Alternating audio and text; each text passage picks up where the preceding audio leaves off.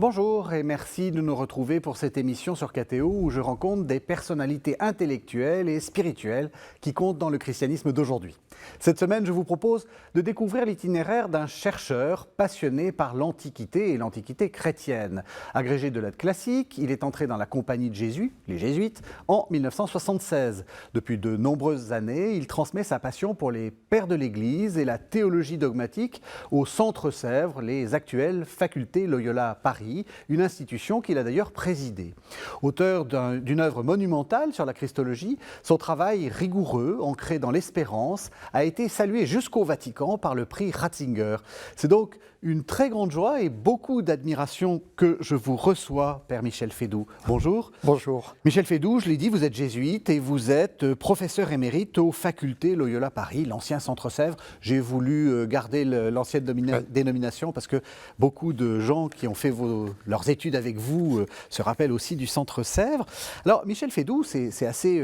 vous avez une naissance prédestinée puisque vous êtes lyonnais. Oui. Et Lyon, c'est le berceau des sources chrétiennes, la fameuse, la prestigieuse collection fondée dans les années 40 par des jésuites. Vous l'avez fait exprès. C'est vrai que Lyon est très important pour les sources chrétiennes. C'est à Lyon qu'est paru le premier volume de cette collection de sources chrétiennes, La vie de Moïse de Grégoire de Nice, en 1942-1943. Et alors, si on monte beaucoup plus loin dans le passé, on ne peut pas ne pas évoquer le souvenir d'Irénée, Irénée de Lyon, évêque de Lyon, après le drame qui s'est produit en l'année 177, lorsque des chrétiens de Lyon et de Vienne sont morts martyrs. Et donc Irénée était vraiment un grand évêque de Lyon, célèbre pour son ouvrage contre les hérésies. Et c'est vrai que sa vie de Lyon a ainsi un passé chrétien très riche. Et alors, pour ce qui est de l'époque plus récente aussi, c'est une ville importante, si on pense par exemple au témoignage de Pauline Jaricot au XIXe siècle, ou l'abbé Couturier, le fondateur du groupe des Dombes au XXe siècle, si on pense aussi à l'engagement d'un certain nombre de chrétiens contre le nazisme pendant la Seconde Guerre mondiale, tout cela fait que cette ville jouit effectivement d'un patrimoine et d'un passé extrêmement riche et inspirateur. L'Église de Lyon vous remercie de ce vibrant hommage. Quelles sont vos racines? Des racines très chrétiennes ou vos parents étaient chrétiens? Oui, mes parents étaient chrétiens. Vraiment des racines très chrétienne. Je peux dire même qu'un grand-oncle de ma mère avait été le premier évêque d'Ottawa au Canada. Donc des racines très chrétiennes, effectivement, et je dois beaucoup à ce milieu familial qui a été pour moi inspirateur et formateur pour toute ma vie, pour tout ce qui a suivi, toutes les étapes qui ont suivi, effectivement. Mais peut-être qu'il n'était pas prévu que ce soit les pères de l'Église qui soient votre... Non. Comment ça vous est venu, cette passion? Alors, c'est vrai que mon père était historien du Moyen-Âge, donc peut-être ça a un peu joué aussi. Mais ma passion pour les pères de l'Église, en fait, elle est venue, je dirais indirectement. Dans un premier temps, j'étais passionné, je reste d'ailleurs passionné, par les lettres classiques. J'ai fait des études de français, latin, grec, lettres classiques, j'ai beaucoup étudié le grec, le latin. Et il se trouve que j'ai été de plus en plus intéressé par la manière dont des auteurs chrétiens des premiers siècles, qui eux-mêmes, pour un certain nombre d'entre eux, étaient de culture grecque ou latine, même pour la plupart d'entre eux, j'étais très passionné par la manière dont ils avaient essayé de rendre compte de la foi chrétienne en bénéficiant des ressources de leur culture et, sur ce fond, en témoignant de la nouveauté que la foi chrétienne pouvait apporter. Et donc, c'est par ce biais que j'étais conduit à m'intéresser aux pères de l'Église. En particulier, j'avais fait, quand j'étais étudiant en lettres classiques à l'Université de Lyon, j'avais fait un mémoire de maîtrise, comme on disait à cette époque, aujourd'hui c'est le master, un mémoire sur le thème la critique religieuse, la critique des traditions religieuses chez les penseurs présocratiques, les penseurs avant Socrate.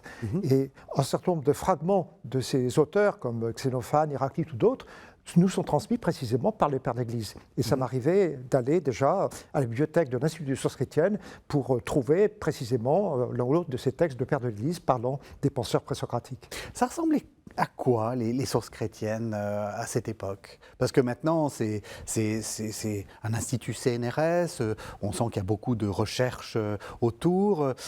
C'était, je ne sais pas, j'imagine des vieux jésuites perdus dans leur bibliothèque. Est-ce que c'était ça? À l'époque où j'ai connu l'Institut des sources chrétiennes, donc en gros en 1970, 72, 74, c'est un institut qui effectivement était dirigé par un jésuite, c'était le père Claude Mondésert, et qui avait fait un travail considérable pour développer les liens avec des universitaires un peu partout, en France et à l'étranger. Et il y avait effectivement plusieurs jésuites qui travaillaient dans les locaux même de l'Institut, mais il y avait déjà à cette époque beaucoup de collaborateurs, prêtres, religieux, religieuses, laïcs, en France et à l'étranger. Et à l'époque où j'étais étudiant, eh bien, cet institut manifestait un dynamisme tout à fait remarquable, et un dynamisme qui n'a pas cessé de se confirmer dans les années qui ont suivi, dans les décennies qui ont suivi, puisque actuellement, la collection Sources chrétiennes en est au volume 650 et un peu plus même. Donc c'est vraiment une collection qui continue à produire des livres à un rythme soutenu chaque année. Oui, je pense que même dans le monde anglophone, on nous envie cette collection. Et d'ailleurs, souvent, Oui. même les Anglais, qui d'habitude ne traduisent pas trop le français, ne lisent pas trop le français, citent parce qu'il n'y a pas d'équivalent. Est-ce que vous avez eu des maîtres à ce moment-là? Est-ce qu'il y a des gens qui ont compté pour vous? Oui, vraiment, j'ai eu des maîtres. Je voudrais nommer en particulier, et tout d'abord, Michel Evieux, qui était mon professeur de français, latin, grec au lycée du Parc, en classe de seconde et en classe de terminale. Hommage à Michel Evieux. Oui, il m'a donné vraiment la passion des lettres, en particulier la passion du grec. Et puis, par la suite, quand j'étais en Hippocagne, en Cagne, toujours au lycée du Parc, j'ai eu la chance d'avoir des maîtres exceptionnels, en particulier Victor-Henri de Widour, c'était ses dernières années d'enseignement d'ailleurs, mais d'autres également. Et puis après, j'ai poursuivi mes études de lettres classiques à la faculté des lettres, à l'université de Lyon. Et là, j'ai eu la chance d'avoir des hellénistes remarquables comme maîtres, en particulier Jean Pouilloux, Daniel Babu, Georges Roux, et aussi en français, en latin, j'avais vraiment d'excellents maîtres. Mais ceux que j'ai nommés m'ont particulièrement marqué. Pourquoi, pour vous, pourquoi un maître, ça marque? C'est quoi? C'est ce qu'on apprend ou il y a quelque chose de plus? Alors bien sûr, ce qu'on apprend, mais effectivement une manière d'enseigner, une manière de donner du goût, au fond, d'éveiller le goût des étudiants. C'est ça qui m'a beaucoup marqué chez des professeurs que j'ai nommés et chez d'autres que je pourrais également évoquer, c'est qu'ils n'étaient pas simplement détenteurs de savoir, mais ils avaient l'art d'intéresser les étudiants et d'inculquer en eux ce goût, cette passion d'aller plus loin dans la découverte de textes anciens ou de textes contemporains. Ça m'a beaucoup marqué. Ensuite, vous l'avez dit, hein, vous orientez vers des études de lettres classiques, vous avez même l'agrégation de lettres classiques. La vocation, c'est venu en même temps, parallèlement, ou c'est la même chose? C'est venu un petit peu sur le tard d'une certaine manière, puisque en fait, dès l'âge de 10 ans environ, je rêvais d'être professeur de latin. Je n'envisageais pas du tout une vocation religieuse ou sacerdotale. C'est plutôt tout à fait à la fin de mes études en lycée et surtout pendant les années d'études supérieures que j'ai perçu un appel effectivement à devenir prêtre, puis très vite c'était un appel à devenir religieux. J'hésitais pendant un an entre jésuite et dominicain, finalement c'était la Compagnie de Jésus. Et effectivement, dans les années même où je continuais à travailler dans le champ des lettres classiques, eh bien, j'étais attentif à cette possible orientation vers la vie religieuse qui s'est effectivement confirmée. Mais j'ai pu mener jusqu'au bout, c'était je crois très important pour moi, j'ai pu mener jusqu'au bout ces études de lettres classiques et j'ai même eu la chance de pouvoir enseigner dans le secondaire pendant un an avant le service militaire et avant l'entrée au noviciat de la Compagnie de Jésus en 1976. Je vais vous poser une question un peu provocatrice. Vous êtes l'héritier d'une très longue tradition qui est le prêtre érudit, le prêtre enseignant, etc. C'est vrai que maintenant on se dit ça pourrait être fait par des laïcs, etc.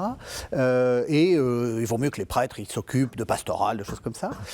Pourquoi c'est important qu'il y ait des gens encore comme vous? Pourquoi c'est important qu'il y ait des gens qui, effectivement, ça pourrait être fait par des laïcs, mais que ce soit des religieux comme vous qui le fassent?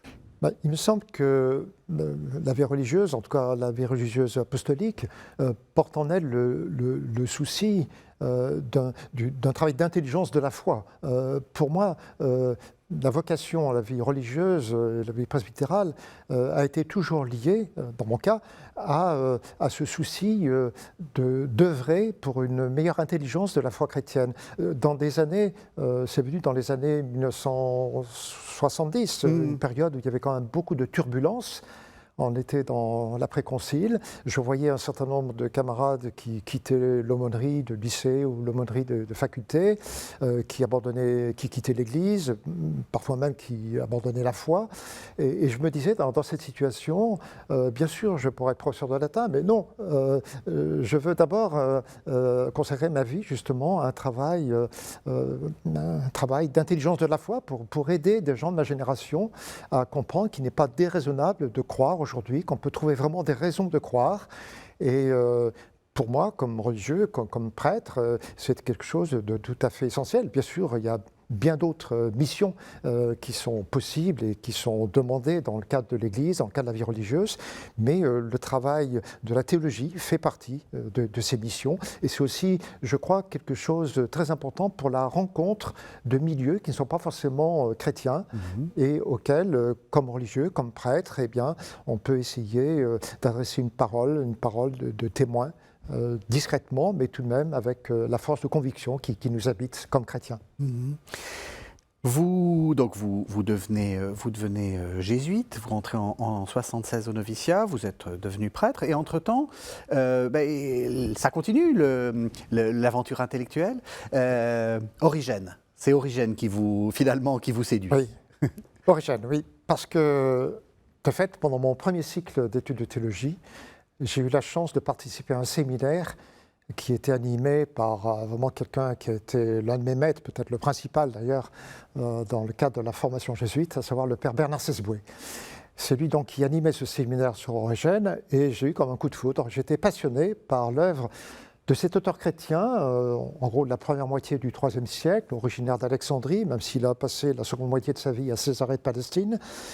J'ai été émerveillé par la manière dont il lisait les Écritures. C'est un très grand lecteur des Écritures. Origène est quelqu'un qui a aidé à comprendre que les Écritures ne devaient pas être seulement entendues dans leur sens littéral, mais qu'elles étaient porteuses aussi d'un sens plus profond, d'un sens spirituel. Et j'étais passionné par la découverte de cet auteur. Et par la suite, lorsque j'ai essayé de trouver un sujet pour ma thèse de théologie, évidemment j'ai pris un an pour chercher, j'ai lu un certain nombre d'auteurs de l'époque patristique et médiévale, mais finalement c'est Origène qui m'a retenu. J'ai senti que j'avais un goût, un intérêt tout spécial pour cet auteur, et je me suis intéressé en particulier à l'œuvre apologétique d'Origène, le Contre Cels. Alors, expliquez-nous, c'est quoi ce Contre Cels? Le Contre Cels, eh bien, c'est une œuvre dans laquelle Origène répond à un penseur de culture grecque qui s'appelait Cels et qui avait écrit sans doute entre 170 et 180 un écrit intitulé, une sorte de petit traité intitulé Le discours véritable, Aletes Logos en grec. Et en fait, ce petit traité de Cels était virulent contre le christianisme. C'est l'œuvre d'un intellectuel grec qui, en quelque sorte, rassemblait toutes les objections possibles et imaginables contre le christianisme. Et 70 ans après, sans doute autour de 248, Origène répond à cet auteur grec, à ce penseur grec, et il réfute pas à pas les objections que Cels avait rassemblées contre le christianisme. On a là, au fond, la première grande apologie chrétienne. Il y avait eu d'autres apologies avant, comme l'apologie de Justin au IIe siècle. Mais le Contre Cels, c'est la plus grande apologie du christianisme de l'époque pré-constantinienne. Après, il y aura bien sûr la Cité de Dieu de saint Augustin, mais pour la période avant la conversion de Constantin, donc pour le IIe, IIIe siècle, le Contre Cels, c'est vraiment la grande apologie du christianisme, dans laquelle un auteur chrétien, Origène, au fond, répond à toutes les objections qui portaient sur l'incarnation, sur la résurrection, etc. Il essaie de montrer comment on peut relever le défi de ces objections. Qu'est-ce que vous avez montré dans cette thèse? Alors en fait, je me suis intéressé à un aspect particulier, mais fort important, à savoir la position d'Origène sur les religions, les autres religions. Puisque, en fait, l'un des arguments de ce penseur grec, Cels, c'était de dire que le christianisme, au fond, n'avait rien d'original par rapport à son de traditions que l'on trouve dans la religion grecque ancienne. Et puis, d'autre part, il disait que le christianisme se greffait sur le judaïsme, ce qui en soi était juste, évidemment, ce qui reste tout à fait juste, mais il avait une compréhension très négative du judaïsme. Et donc, en attaquant le christianisme, il attaquait aussi le judaïsme, et inversement. Et donc, j'ai voulu montrer, j'ai rendu compte, bien sûr, de ces objections de Cels, et j'ai voulu montrer que Origène, dans le contexte de son époque, au IIIe siècle, trouvait un certain nombre d'arguments pour répondre à ces objections et pour montrer que, certes, le christianisme peut avoir des parentés avec tel ou tel aspect de religion que l'on trouvait dans l'Antiquité, mais qu'en même temps, le christianisme était porteur d'une nouveauté tout à fait considérable et qui n'était pas sans fondement, qui au contraire pouvait être présenté de manière raisonnable et convaincante au regard du monde grec de l'époque. C'est très fascinant parce qu'on voit bien, vous l'écrivez dans les années 80, on est en plein dans la même situation à cette époque-là. Enfin, bien sûr. Le christianisme était attaqué de partout et donc il y a une forme d'actualité en fait dans ce que fait Origène et ce dont vous vous rendez compte. Exactement, parce qu'aujourd'hui même, nous sommes dans une situation de pluralisme religieux et l'un des grands défis pour le christianisme, c'est d'arriver à rendre compte de ce qui fait, au regard de la confession de foi chrétienne, l'unicité de Jésus-Christ, dont saint Paul disait qu'il est l'unique médiateur entre Dieu et les hommes. Or, au service même d'une réflexion sur ce sujet, il m'a paru très important de remonter à un auteur ancien qui, dans un tout autre contexte bien évidemment, était néanmoins affronté à la même question, comment rendre compte de l'unicité du Christ, comment rendre compte de ce qui fait la singularité de l'évangile du Christ dans le contexte d'un monde plurireligieux. Ce qui est intéressant aussi chez Origène, et aussi dans ce que vous défendez, c'est l'idée qu'on peut penser avec des gens qui ne pensent pas comme nous. Ça, c'est, parce que finalement, vous le dites, c'est très intéressant, vous dites finalement son apologie qui pense contre Cels, c'est en fait un merveilleux traité de théologie chrétienne en fait. Oui, exactement. C'est-à-dire en fait, comme souvent dans l'histoire du christianisme, ça reproduit à d'autres époques régulièrement, les objections qui sont soulevées par le christianisme donnent à des auteurs chrétiens l'occasion de préciser davantage leur propre doctrine. Et de ce point de vue-là, effectivement, les auteurs chrétiens sont redevables, au moins sur ce point, à des auteurs non chrétiens, parce que ces auteurs non chrétiens attirent leur attention sur un certain nombre de points qui méritent d'être explicités, justifiés. C'est ce qui s'est passé avec Origène vis-à-vis de Cels. À la fois, il a réfuté les objections de Cels contre le christianisme, mais en même temps, étant lui-même de culture grecque, il a eu le souci de rendre le christianisme intelligible et crédible pour des lecteurs ou pour des penseurs de culture grecque. Origène est aussi connu pour son exégèse qui nous semble extrêmement étrangère parce que, au fond, c'est les adversaires d'Origène qui ont gagné. C'est ceux qui essaient de ne pas trop utiliser, pour aller vite, l'Ancien Testament pour comprendre le Nouveau, chercher des symboles, etc. Est-ce que vous défendriez Origène ? Je défendrai fondamentalement Origène, oui. Ça ne veut pas dire que je ne défendrai pas toutes ces interprétations, loin de là. Parce que souvent, évidemment, Origène fait dire à des textes bibliques ce qu'ils ne disent pas. Et nous avons besoin aujourd'hui de tout ce que nous enseigne l'exégèse critique pour nous approcher davantage du véritable sens, du sens littéral des textes bibliques, de leur sens littéral et aussi de leur sens figuré. Mais cela dit, je défendrai Origène au sens où Origène avait compris que, comme exégète chrétien, comme lecteur chrétien des Écritures, il ne pouvait pas simplement considérer des textes de l'Ancien Testament comme des textes valables uniquement pour l'époque de ces siècles, de l'époque précédant la venue du Christ, mais qu'il a compris qu'il devait relire ces textes de l'Ancien Testament à la lumière du mystère du Christ. Et en faisant cela, Origène, en réalité, mettait en œuvre ce qui ressortait déjà de certains passages du Nouveau Testament. Par exemple, au chapitre 24 de l'Évangile de Luc, on dit que Jésus, cheminant avec les 2 disciples en route vers Emmaüs, leur explique ce qui le concerne dans les Écritures anciennes, en partant de Moïse et des prophètes. De même, Paul, au chapitre 10 de la première épître aux Corinthiens, quand il relit un passage du Pentateuque où on voit de l'eau qui jaillit d'un rocher, il dit, ce rocher, c'est le Christ. Donc déjà, des auteurs du Nouveau Testament pratiquaient ce type de lecture. Et, autrement dit, ils comprenaient que les textes de l'Ancien Testament, de manière symbolique, de manière figurative en quelque sorte, nous disaient quelque chose du mystère du Christ tel qu'il allait être révélé dans le Nouveau Testament. Et donc Origène est celui qui a développé un peu systématiquement cette intuition qui était déjà présente chez des auteurs du Nouveau Testament. Et à partir d'Origène, comme l'a bien montré le père Dulbach dans son ouvrage Exégèse médiévale, quantité d'auteurs chrétiens, dans la suite de l'époque patristique et tout au long du Moyen-Âge, ont pratiqué cette lecture de l'Écriture selon ses différents sens, avec souvent un certain nombre de risques. Le risque parfois de faire dire à des textes bibliques ce qu'ils ne disent pas du tout, ou de pécher par excès d'allégorisme. Et ça, c'est évidemment un aspect qu'on ne peut pas défendre aujourd'hui.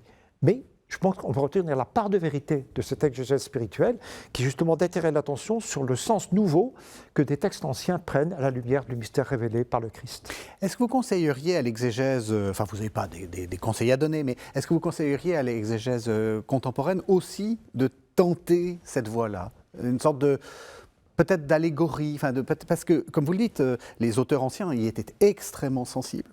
Et il fonctionnait comme ça. Enfin, on le voit, vous le dites très justement. Paul se sert effectivement d'un rocher quelque part dans le livre de l'Exode pour en faire le Christ. Donc, c'est légitime de faire ça. Alors, je dirais, la première tâche de l'exégète aujourd'hui, c'est quand même d'abord d'expliquer le sens premier des textes bibliques. Et l'exégèse critique qui s'est développée surtout à partir de la seconde moitié du XVIIe siècle, est de ce point-là d'une très très grande ressource, absolument nécessaire aujourd'hui. Mais cela dit, avant même d'en venir à l'exégèse proprement chrétienne de l'Écriture, il faut être attentif, je pense, aujourd'hui au fait qu'il y a eu beaucoup de travaux depuis quelques décennies sur le texte, sur le sens des textes. Je pense à la linguistique, je pense à la sémiotique. Des linguistes ou des sémioticiens comme Todorov, par exemple, ont attiré l'attention sur le fait qu'un texte pouvait avoir une pluralité de sens. Et à ce point de vue-là, on pourrait dire que l'exégèse elle-même, aujourd'hui, découvre que la signification d'un texte ne se limite pas purement et simplement à l'explication littérale qu'on va en donner dans tel ou tel cas. Alors, si là-dessus un travail se développe dans le sens d'une exégèse proprement chrétienne, spécifiquement chrétienne, alors oui, je crois qu'une fois les préalables posés, c'est-à-dire une fois qu'on a pris le temps et les moyens de rechercher le sens premier des textes bibliques, il est parfaitement légitime de se rendre attentif aux résonances que ces textes de l'Ancien Testament, par exemple, peuvent avoir au regard du Nouveau. Et on assiste de plus en plus aujourd'hui sur l'intertextualité, sur les liens qui existent entre les différents textes du corpus biblique. Donc tout cela, je crois, ce sont autant de raisons qui nous invitent à nous intéresser aujourd'hui à l'exégèse des pères, non pas pour répéter dans les détails tout ce qu'ils ont dit, parce qu'un certain nombre de choses sont désuètes, mais pour retenir ce que je disais tout à l'heure, cette part de vérité de leur exégèse. Alors, de manière assez surprenante, vous êtes patrologue ou patristicien, je ne sais pas quel est le titre que vous revendiquez, Michel Fédoux, et vous avez beaucoup en fait enseigné de la dogmatique, ou plus exactement de l'histoire des dogmes. Alors comment est-ce qu'on passe de l'un à l'autre ? Est-ce qu'en fait les pères sont nos meilleurs dogmaticiens ?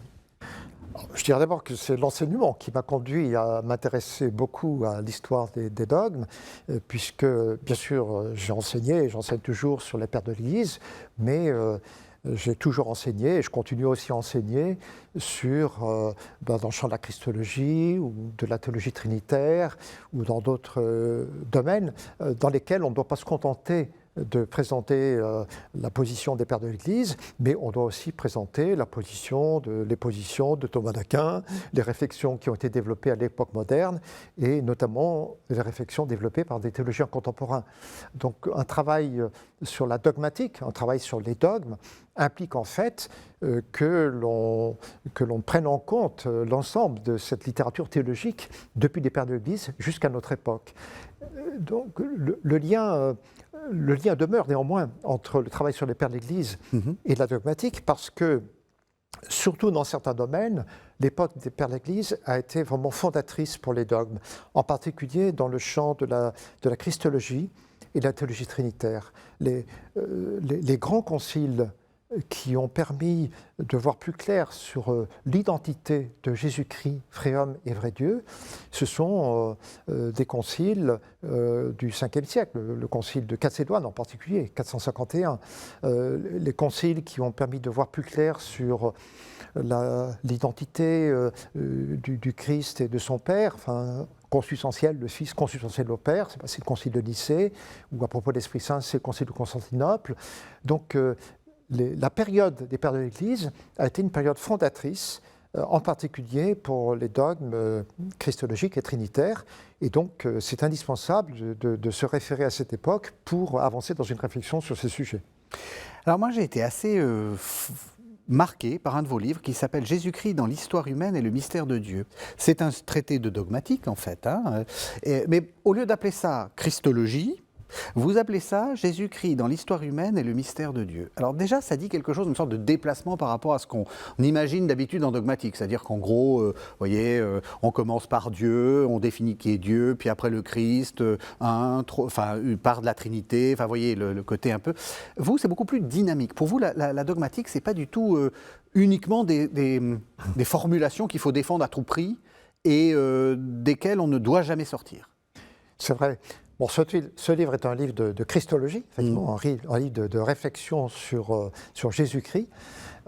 En fait, en gros, depuis le XIIIe siècle, pour simplifier, jusque vers le milieu du XXe siècle, disons, l'enseignement de ce qu'on appelle aujourd'hui la christologie, c'était avant tout un enseignement, on l'appelait, c'était le traité du Verbe incarné. C'est-à-dire, on parlait d'abord du Verbe de Dieu dans l'éternité, le Verbe auprès de Dieu. Ensuite, on réfléchissait sur l'incarnation, le Verbe s'est fait chair. Et ensuite seulement, on en venait ce qu'on appelle traditionnellement les mystères de la vie de Jésus, depuis sa naissance jusqu'à sa résurrection et son ascension. Or, pour diverses raisons, depuis quelques décennies, on s'aperçoit qu'on ne peut plus procéder de cette manière-là. Et dans le livre auquel vous faites allusion, effectivement, j'ai voulu montrer que c'est d'abord à travers son histoire humaine que Jésus se révèle comme étant un avec Dieu le Père. D'où le titre, Jésus-Christ dans l'histoire humaine et le mystère de Dieu. Bien sûr, il ne faut pas se contenter de ce qu'on appelle une christologie d'en bas. Il ne faut pas se contenter simplement de parler du Christ à partir de la révélation qui nous en est donnée dans les évangiles à travers son histoire concrète, son ministère public, etc. Il y a bien un moment où, si je puis dire, la christologie d'en bas doit devenir une christologie d'en haut. Il y a bien un moment où il faut parvenir à rendre compte de cette affirmation traditionnelle sur laquelle Jésus-Christ n'est pas simplement un homme parmi d'autres, mais il est la présence parmi nous de celui que l'évangéliste Jean contemplait comme le Verbe auprès de Dieu. Mais on ne peut le faire que dans un second temps, lorsqu'on a d'abord pris le temps de regarder, de contempler Jésus dans son histoire humaine. Comment, à travers ses paroles, comment, à travers ses actes, Jésus se révèle-t-il comme n'étant pas simplement un prophète, comme n'étant pas simplement un homme parmi d'autres, mais comme étant vraiment l'envoyé de Dieu, et même plus radicalement, comme étant un avec Dieu le Père. Est-ce que vous diriez que ce qu'on appelle la dogmatique, qui semble être une sorte de loi venue d'en haut, qui descend sur la pensée de l'intellectuel qui essaie de penser le monde, et qui est une sorte de barrière, est-ce que vous diriez que c'est plutôt l'inverse qu'il faut voir, c'est-à-dire quelque chose de l'ordre d'une série d'expériences, peut-être d'expériences mystiques, peut-être aussi d'expériences intellectuelles, qui finissent par se concrétiser, ou par se...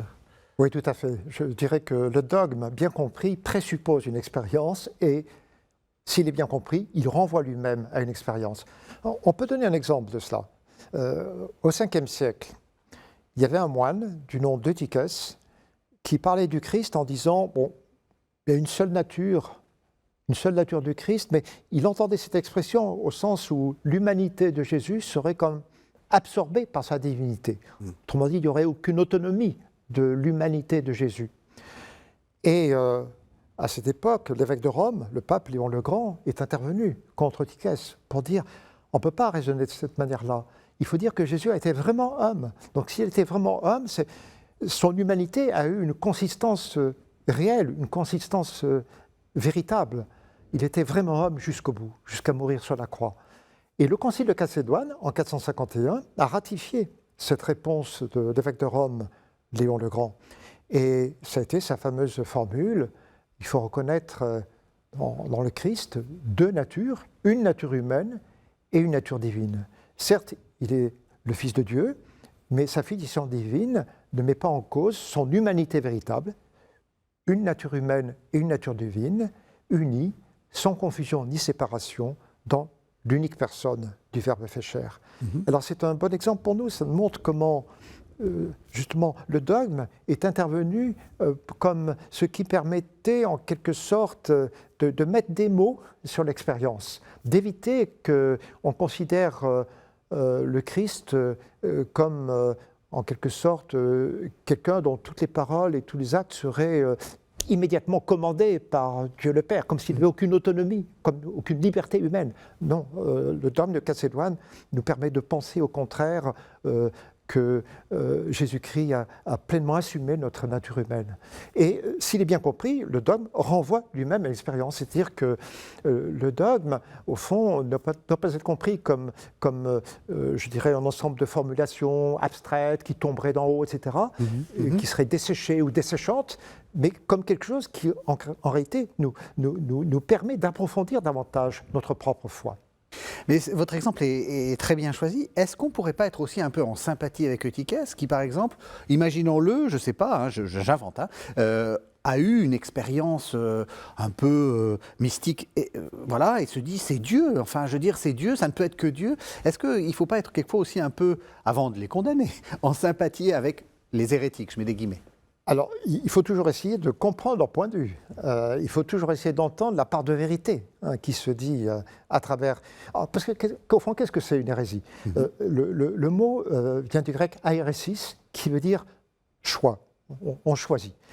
Je reprends l'exemple de la Christologie. Jésus-Christ, vrai homme et vrai Dieu. Justement, c'est un paradoxe. Il faut tenir que Jésus-Christ, non pas malgré son humanité, mais dans et à travers son humanité même, est vraiment fils de Dieu.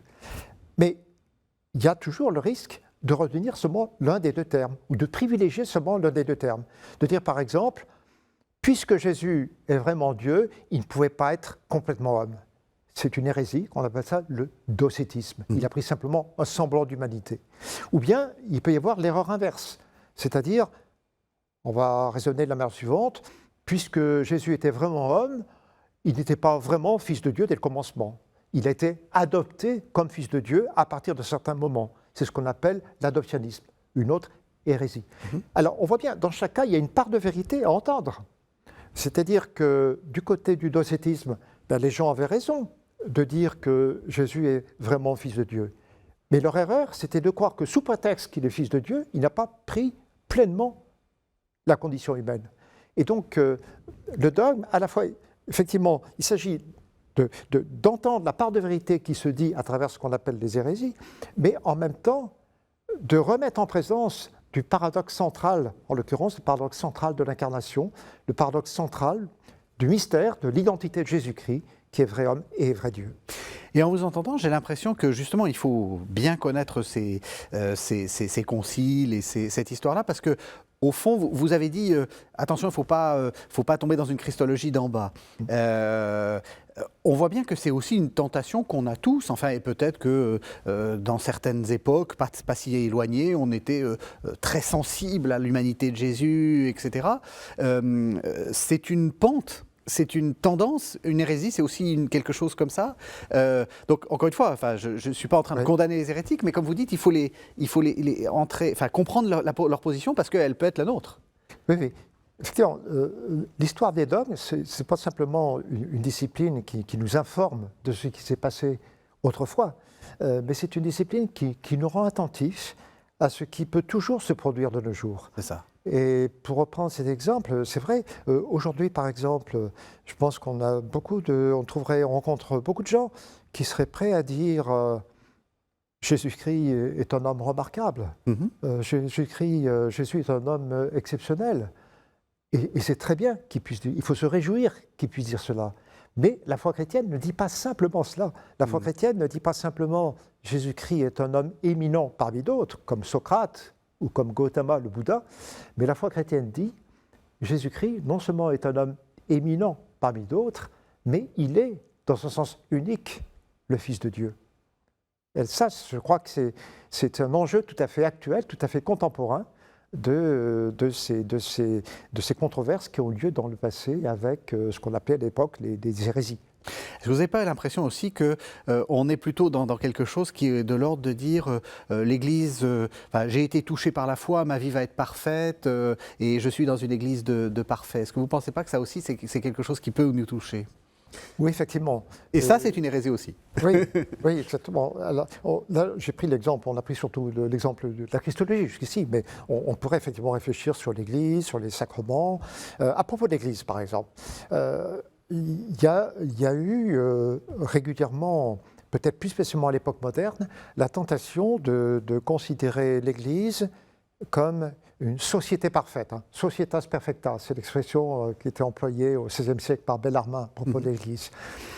Et ça dit quelque chose de très juste, au sens où l'Église, d'après l'Épître aux Éphésiens, le Christ l'a voulu sainte, pure, immaculée. Voilà. Mais en même temps, nous savons que l'Église, elle compte le nombre de pécheurs. Donc il faut aussi prendre en compte cette dimension-là.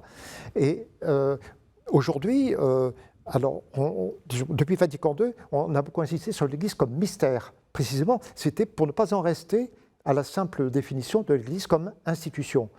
L'Église doit être comprise comme étant à la fois institution et mystère. Alors, là, c'est tout à fait possible, comme on l'a vu à propos de la Christologie, de retenir uniquement l'un des deux termes. De dire, par exemple, l'Église est simplement mystère, du coup, on oublie complètement sa dimension institutionnelle. Ce qui ne va pas, parce que l'Église est incarnée, et elle passe bien par des institutions. Et des hiérarchies. Oui, exactement. Nécessaires. Mais inversement, si on dit simplement l'Église est institution, on passe à côté d'une autre dimension essentielle, puisque l'institution ne suffit pas à caractériser l'Église au sens où on parle, par exemple, l'Épître aux Éphésiens. Donc, à propos de l'Église aussi, on trouve cette exigence, au fond, de tenir le paradoxe d'une réalité qui est inséparablement institution et mystère. Et quand on dit qu'elle est institution, ça veut dire qu'elle peut l'être pour le meilleur ou quelquefois pour le pire, avec tous les abus que l'on connaît, etc. Michel Fédoux, vous êtes jésuite, vous êtes professeur aux facultés Loyola Paris. Vous avez écrit un livre que je trouve très très intéressant et je me demande si vous n'êtes pas tombé dans l'hérésie. Ce livre s'appelle La compassion de Dieu. Alors que le Christ soit plein de compassion, d'accord. Mais moi j'ai appris que Dieu, il n'avait pas d'émotion. Ah oui, c'est une question de fait tout à fait importante. Thomas d'Aquin dit explicitement dans un passage de Somme théologique. Vous avez le droit de me critiquer, c'était de la provocation. Oui, mais Thomas d'Aquin dit lui-même Dieu ne compatit pas. Donc c'est avec beaucoup de précaution que j'ai employé cette expression la compassion de Dieu. Pourquoi Thomas d'Aquin disait-il Dieu ne compatit pas? C'est parce qu'il redoutait qu'on projette sur Dieu des images ou des expressions humaines, trop humaines, de la compassion. Ce qu'on fait tout le temps. Il faut toujours préserver, quand on parle de Dieu, il faut toujours préserver le mystère. Le mystère, les théologiens ont employé emploient traditionnellement un mot difficile, le mot d'analogie, pour rendre compte de cela. C'est-à-dire qu'il faut respecter la distance entre la créature et le Créateur. Mais en même temps, quand on se rend attentif à l'Écriture sainte, on voit bien qu'à travers certains passages du Pentateuque, par exemple, Pensons par exemple à ce que, dans l'Exode, ce que Dieu dit à propos à Moïse, j'ai vu la misère de ce peuple, etc.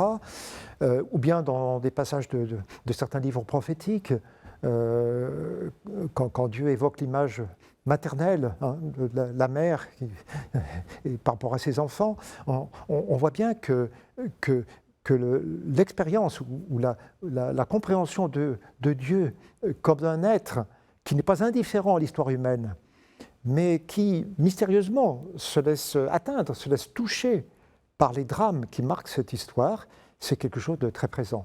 Et si on en vient au Nouveau Testament, alors là c'est tout à fait clair, parce que le mot, il y a un mot grec, un verbe grec, que l'on traduit littéralement par être pris aux entrailles. Et ce mot est employé à propos de Jésus lui-même dans les évangiles. Jésus, par exemple, est pris aux entrailles. On traduit en général, il est saisi de compassion quand il voit une foule affamée. Ou il est saisi de compassion lorsqu'il voit cette veuve qui a perdu son fils unique. Épisode veuve Naïn, dans l'évangile de Luc. Et donc, clairement, la compassion est attribuée à Jésus. Or, Jésus est précisément, selon la confession chrétienne, le Fils de Dieu. Donc, peut-on imaginer que cette compassion de Jésus ne dise pas quelque chose d'une compassion de Dieu lui-même ? C'est cela qui m'a conduit effectivement à parler de la compassion de Dieu.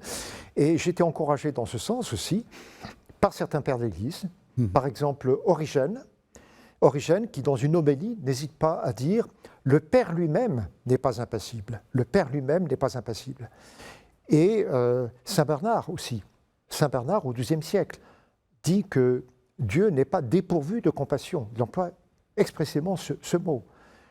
Et à l'époque moderne, à l'époque contemporaine, on trouverait un certain nombre de réflexions aussi sur non seulement la miséricorde de Dieu, mais sa compassion, en particulier depuis la Seconde Guerre mondiale, depuis le traumatisme de la Seconde Guerre mondiale.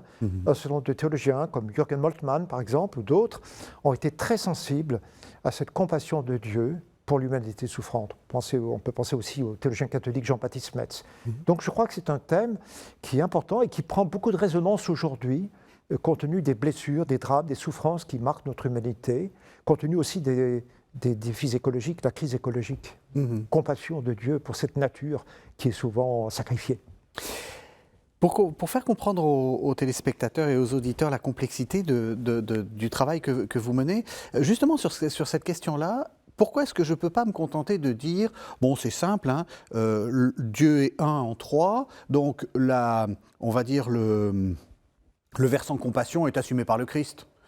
Ça n'est que, enfin, vous voyez, le Père, lui, il compatit pas, mais en fait, c'est pas grave parce que le Christ compatit. Pourquoi on n'a pas le droit de dire un truc comme ça ? Alors, une proposition comme ça, pardon. Oui, alors je dirais, c'est déjà beaucoup de dire que bien, il y a une compassion du Christ lui-même. Oui. Parce que, pour revenir à l'époque ancienne, au 5e siècle, le patriarche de Constantinople, Nestorius, laissait entendre que Dieu avait simplement habité dans la nature humaine de Jésus. Mais justement, son adversaire, Cyril d'Alexandrie, disait on ne peut pas se contenter de dire cela, il ne faut pas simplement dire que l'homme Jésus est né ou que l'homme Jésus est mort sur la croix, mais il faut dire que Dieu même est né, enfin, naissance de Dieu parmi les hommes. Il faut dire que le Verbe de Dieu est mort sur la croix. Pas simplement Jésus, l'homme Jésus, mais le Verbe de Dieu. Donc c'est déjà beaucoup de dire cela. Mais je pense effectivement qu'on peut aller plus loin. Pourquoi ? Parce que alors déjà, il y avait eu une formule fameuse au VIe siècle, disons, l'un de la Trinité a souffert. C'est une formule employée par un concile, le concile de Constantinople II, en 553. C'est une formule intéressante parce qu'elle ne dit pas simplement le Christ a souffert sur la croix, mais elle dit l'un de la Trinité a souffert sur la croix. Autrement dit, elle laisse entendre, implicitement au moins, que justement, puisque celui qui a souffert sur la croix n'est pas simplement l'homme Jésus, mais qu'il est l'un de la Trinité, est-ce que ça ne laisse pas entendre que quelque chose de cette passion atteint mystérieusement l'être même de Dieu? Et à notre époque, en tout cas, disons au XXe siècle, début du XXIe siècle, eh bien, ce thème a été repris et développé. Et le théologien protestant Jürgen Moltmann a une belle réflexion pour souligner que, justement, il ne suffit pas de dire que le Christ est mort sur la croix, il ne suffit pas de dire que le Christ a souffert sur la croix, mais il faut oser parler, comme il dit, d'une mort en Dieu. Il ne dit pas d'une mort de Dieu, bien évidemment, il dit d'une mort en Dieu. C'est-à-dire qu'il veut dire par là que Dieu le Père lui-même, mystérieusement, est vulnérable et qu'il se laisse toucher, il se laisse atteindre par la souffrance et par le drame que vit son Fils à l'heure de la croix. D'une certaine manière, notre poète français Charles Péguy avait très très bien aperçu cela déjà dans l'une de ses œuvres, lorsqu'il osait faire parler Dieu le Père au moment de la mort de son Fils. Et il attribuait à Dieu le Père des mots du genre moi-même, à cette heure-là, je ne pouvais pas ensevelir mon fils, laissant entendre ainsi que Dieu le Père était mystérieusement atteint, touché par le drame vécu par son fils sur la croix. On arrive à la fin de l'émission. Ce qui me frappe dans ce que vous venez de dire, aussi en plus de tout ce que vous nous avez dit, c'est que vous avez cité Jürgen Moltmann, qui est un théologien protestant, tout à fait naturellement comme une autorité ou quelqu'un qui vous aide à penser. Pour vous, c'est important ce dialogue entre catholiques et protestants. Je sais que vous avez fait partie depuis des années du groupe des Dombes, un groupe de réflexion œcuménique. Oui, pour moi c'est très important. Nous gagnons toujours, comme théologiens catholiques, non seulement à nous informer, mais à nous laisser enrichir par l'apport de théologiens protestants, de théologiens orthodoxes. Ça ne veut pas dire que nous soyons d'accord avec tout ce qu'ils disent. Il y a un certain nombre de points sur lesquels je ne suis pas d'accord avec Jürgen Moltmann ou avec d'autres théologiens protestants orthodoxes. Mais c'est vrai qu'ils m'ont aidé, ces théologiens m'ont aidé et m'aident toujours à avancer dans ma propre réflexion de théologien catholique. Et je crois que le dialogue œcuménique nous aide beaucoup dans ce sens-là. Le dialogue œcuménique nous aide à nous rendre davantage attentifs aux richesses de nos traditions respectives. Et cela ne peut qu'être au bénéfice de la théologie chrétienne. Vous le voyez aller dans quelle direction, ce dialogue, en ce moment ? Enfin, sur quoi on travaille ? Sur quoi il faudrait travailler ? Je crois que l'une des questions les plus centrales aujourd'hui, c'est la question de l'articulation entre la synodalité et la primauté. Voilà. Du côté de l'Église catholique, je crois que, surtout depuis le pape François, nous avons fait de grands pas en avant pour nous ouvrir davantage à la dimension de la synodalité, à laquelle les protestants et les orthodoxes sont très sensibles. Et de leur côté, eh bien, les protestants et les orthodoxes doivent aujourd'hui réfléchir sur la manière dont un ministère de communion au niveau de l'Église universelle peut être effectivement présent et assumé. En tout cas, la Commission théologique internationale orthodoxe catholique a beaucoup travaillé depuis quelques décennies sur ce thème. Pour moi, c'est un enjeu tout à fait crucial. Alors évidemment, il y a d'autres questions qui se posent, en particulier la question des ministères, qui est vraiment à l'agenda du dialogue œcuménique. Il y a la question sur la date, est-ce qu'on arrivera à une date commune pour la fête de Pâques, etc. Il y a d'autres questions. Mais je crois que la question... Nous avons eu une longue discussion dans une émission de KTO. Vous êtes confiant ? Je suis confiant. Je pense qu'on y arrivera, mais il faudra peut-être encore un peu de temps, mais je pense qu'on y arrivera. On devrait y arriver. Le Concile de Nicée, en 325, avait pris un décret justement demandant que Pâques soit célébré à la même date par tous les chrétiens. On arrive vraiment à la toute fin de l'émission. Donc, j'ai présenté Jésus-Christ dans l'histoire humaine et le mystère de Dieu. On a parlé également de la compassion de Dieu. C'est des livres qui sont parus au CERF. Je voudrais que vous disiez un dernier mot des Pères de l'Église et de la théologie chrétienne aux éditions des facultés jésuites de Paris. Justement, ça condense un peu ce que vous dites, le message que vous venez de développer. C'est un livre dans Vibrant plaidoyer pour les pères. Oui, c'est un Défendez-nous les pères. pères. Mais justement, c'est un plaidoyer non seulement pour la connaissance historique des pères, mais aussi et surtout pour un plaidoyer pour une théologie qui puisse se nourrir encore aujourd'hui de cette littérature des pères de l'Église. Ça ne veut pas dire que, comme je le dis dans le livre, ça ne veut pas dire que nous puissions répéter tout ce qu'ont dit les pères de l'Église, qui sont situés dans le contexte de leur temps. Il y a une distance culturelle importante entre eux et nous. Mais néanmoins, je pense que la fréquentation de la littérature des pères de l'Église garde un enjeu tout à fait important pour pour les progrès de la théologie chrétienne aujourd'hui. Et naturellement, il faut voir comment manifester cet enjeu. On travaille sur les pères de l'Église aujourd'hui d'une autre manière qu'il y a 50 ans ou qu'il y a un siècle, mais je crois que néanmoins, même en tenant compte de toutes les différences, de toutes les nouvelles approches historiques, sociologiques, psychologiques, littéraires qui ont vu le jour, il est possible de rendre sensible à l'actualité théologique des pères de l'Église et de s'en nourrir dans la vie chrétienne. C'est ce que j'essaie de faire, en tout cas, dans ce livre. Sur quoi travaillez-vous maintenant, Michel Fédoux? Alors, pour une part, je travaille pour des éditions, traductions de textes d'Origène, la collection Sources chrétiennes. C'est bien parce que ça nous boucle notre entretien. Voilà. On est parti sur Origène et on termine par Origène. Voilà, et puis d'autre part, j'avais écrit il y a une bonne dizaine d'années un livre sur la littérature grecque d'Homère à Platon, et je suis en train d'écrire la suite, c'est-à-dire à partir de Platon, à partir d'Aristote, du IVe siècle, jusqu'à l'époque du Nouveau Testament. Il faut la littérature grecque à l'époque hellénistique et au début de l'époque gréco-romaine. Et ça nous aide, ça aussi, pour comprendre le christianisme? Oui, parce qu'au fond, plus j'avance dans la connaissance ou la découverte de cette littérature de l'époque hellénistique et gréco-romaine, plus je vois à quel point le Nouveau Testament doit être compris sur le fond de cette culture gréco-latine ancienne, et plus je comprends aussi ce qu'il apporte d'absolument singulier et nouveau. Ça sera le mot de la fin. Merci infiniment, Michel Fédoux. Merci de cet entretien. Merci de nous avoir suivis. Vous savez que vous pouvez retrouver cet entretien sur le site internet de la chaîne, www.ktotv.com, mais vous pouvez aussi le retrouver sur l'application radio KTO et sur les sites de podcast. On se retrouve la semaine prochaine.